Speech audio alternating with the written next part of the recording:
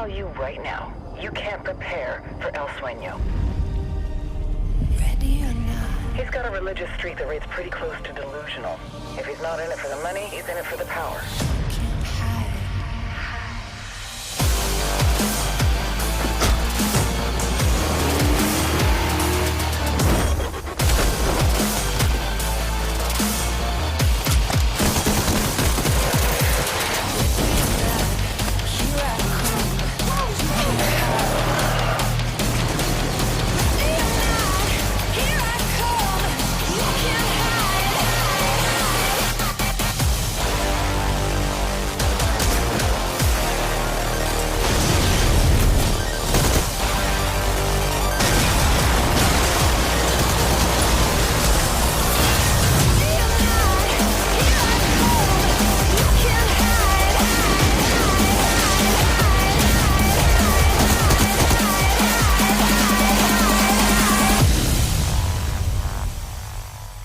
Hallo folkens, Serien Gaming på skjermen, og velkommen til første episode av det som forhåpentligvis blir en rekke gode episoder av spillet Tom Clancy's Ghost Recon Wildlands.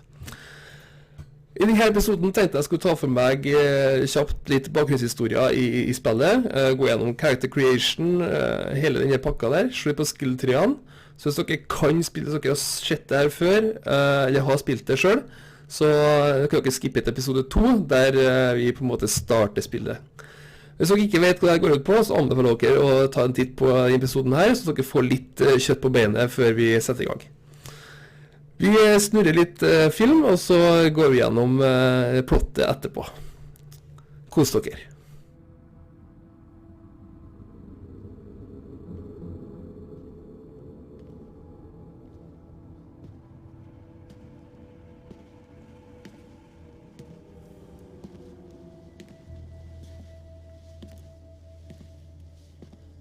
I am not a liar. I have killed thousands. I have fed more drug fiends than the top 3 pharmaceutical companies combined. I have stolen children from parents, wives from husbands, wiped out entire generations. But lying, that I have never done. The rest are offenses against humanity. Lying is an offense against yourself. I am the head of the Santa Blanca organization, which you call a cartel. I had a dream. I dreamed of a land where we could grow our own coca, produce our own cocaine, where we could run our business free from interference from the police, the government, the army, the Yankees. In my dream, a woman's voice asked me, Sueño, mijo, what if you had your own country? like Moses, I led my people to the promised land, Bolivia. We came here. We bought the coca fields. What we couldn't buy, we took. We bought the police, the military, the judges, the politicians. We were on the verge of becoming the government itself, on the razor's edge from fulfilling my dream.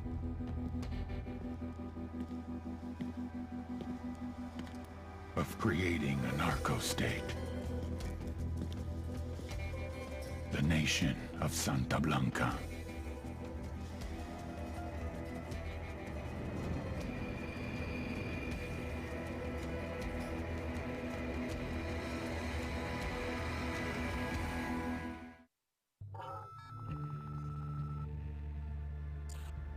Last week, a crude explosive detonated outside the U.S. Embassy in La Paz, Bolivia.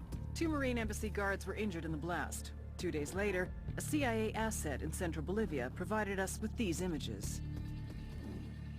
Our analysts have identified the individual in the photo as DEA Special Agent Ricardo Ricky Sandoval, my friend.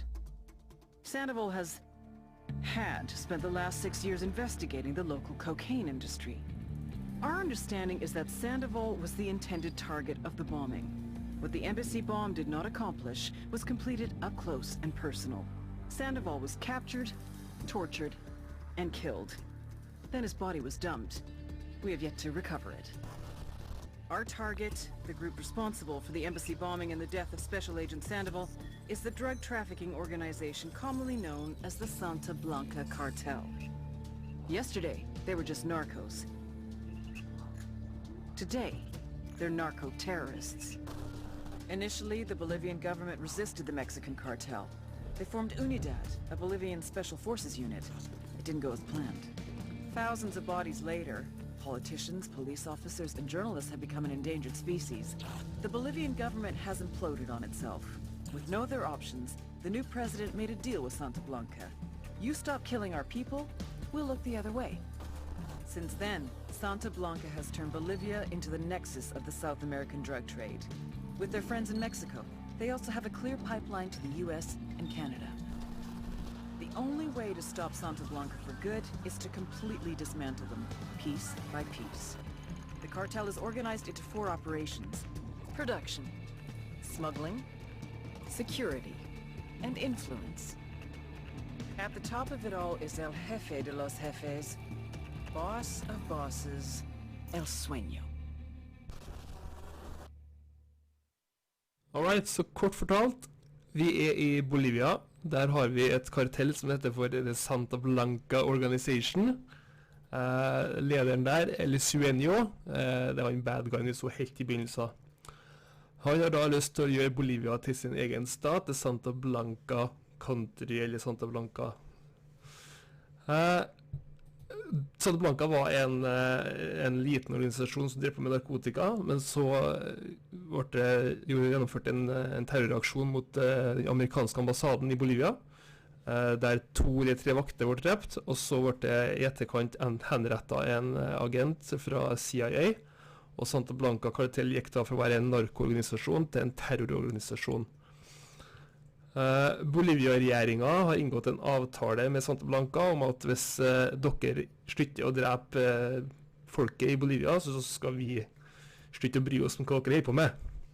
Og det er her vi da kommer inn. I og med at Santa Blanca nå har tatt livet av en amerikansk CIA-agent, så sender de inn de tøffeste av de tøffe. Og det blir jo da oss, for å rydde opp i sakene. Da kjører vi på. Ny campaign. Jeg har spilt Open Betaen. Jeg hadde vel en 12-14 timer med det, så jeg har kontrollene og alt i orden. Og så vidt jeg husker så starter vi nå med å lage en karakter. Jeg håper det gir litt mer muligheter på character creation nå, hvor det var under betaen.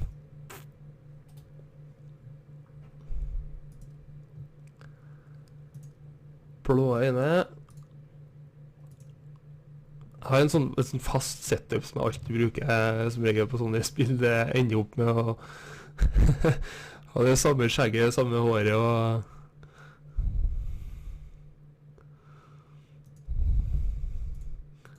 så langt ifra måten jeg ser ut på virkeligheten, men det er da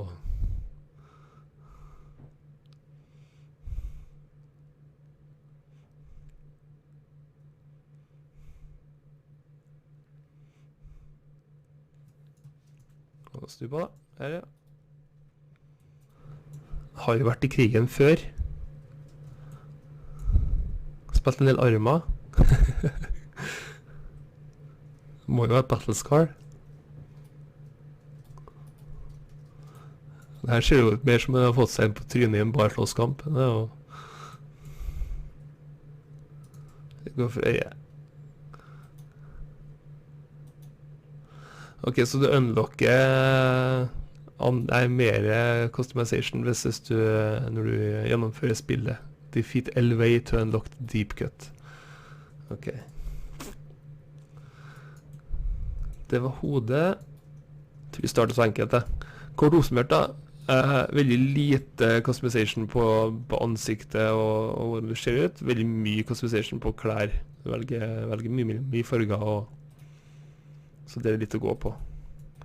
Jeg ser for meg at de fleste som jeg spiller at det kommer til å se ut mye som det samme som meg.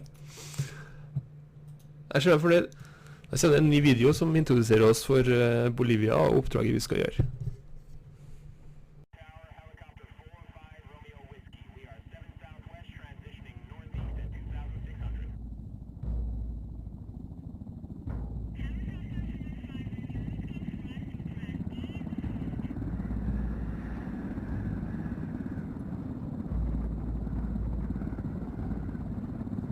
The agent they murdered. You knew him? He was a friend of mine. Sorry for your loss. I could say it comes with a job, but it doesn't get any easier. No, it doesn't.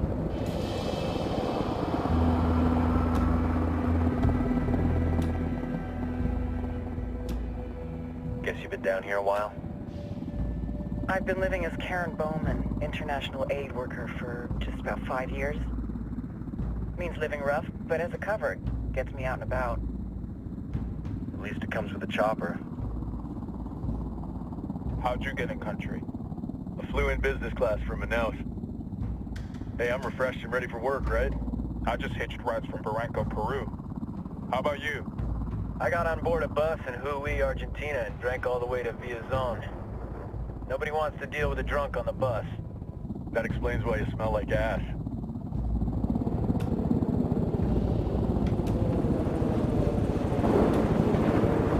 I've heard rumors about you guys.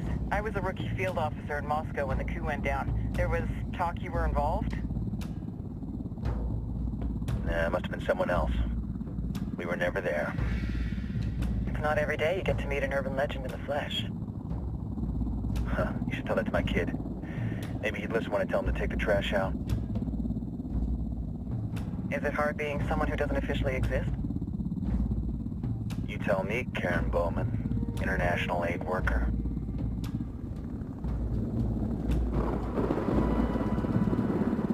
I'm sure you've seen the horrible, fucked up shit humans are capable of when there are zero repercussions. But let me tell you right now, no matter how you compartmentalize, how you desensitize, you can't prepare for El Sueño.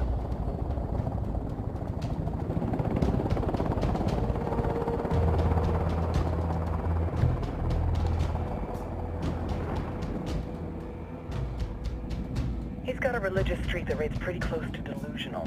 He's taken vows of poverty, chastity. If he's not in it for the chocha or the money, he's in it for the power. This joint task force is CIA, DEA, and JSOC. I'm your resident spook for this ride. Welcome to Operation Kingslayer. Our briefing said there'd be a contingent of locals. The Qatar is 26.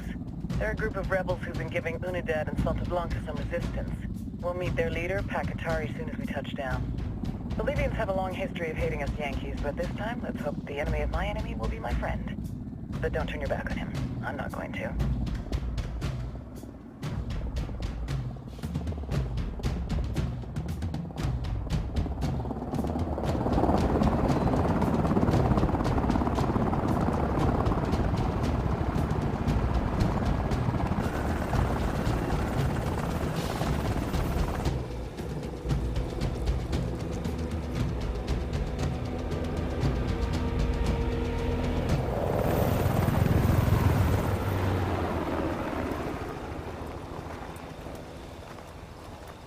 Soldiers. This is the help you promised? That Sandoval promised?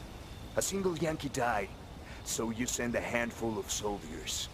Hundreds of Bolivians have died from Santa Blanca's bullets. Where will my hundreds of soldiers come from?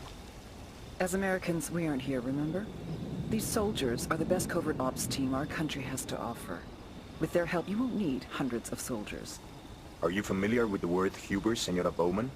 Meet Pakatari, leader of the resistance group Qatar's 26. We will be working with the rebels to destabilize Santa Blanca's organization. They've been fighting Santa Blanca and corrupt Bolivian officials for nearly 6 years now. We'll need to coordinate targets. There's no time for this. We have information on Amaru's whereabouts. Amaru? You found him? Amaru is one of the founders of the Qatar's 26. More than that, her group is founded on his ideas. Without his theories of an agrarian proletariat, there would be no organized resistance against Santa Blanca and the corruption in our government. Amaru must be saved. If you were to assist my people, it would do much to earn my confidence. Where is he? We do not know exactly. We know he's in this province and that there is a Santa Blanca lieutenant who knows where he is. I'll put a call into the activity, see if they can dig more intel out of the airwaves. Start looking for that lieutenant and keep me informed of everything via sat phone. Good hunting. Saving Amaru is important to our cause, Yankee. Make sure you don't kill the Santa Blanca lieutenant before you get the chance to ask him questions.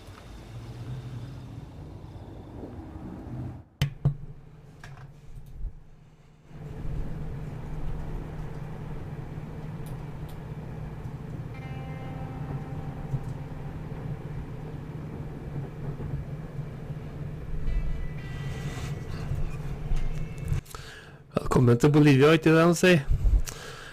Alright.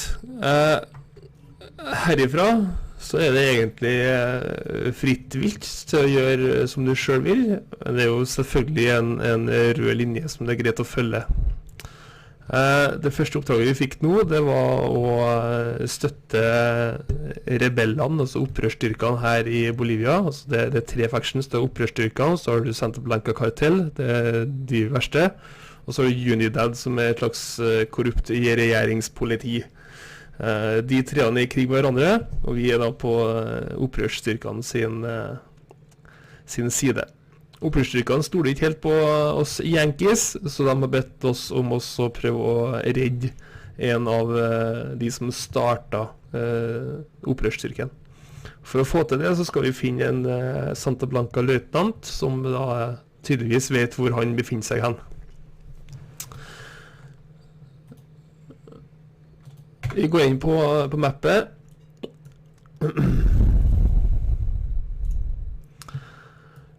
Som dere ser så det flere provinser. Vi starter da i provinsen Itakua. Og desto lenger ut i provinsen du kommer, desto vanskeligere blir det.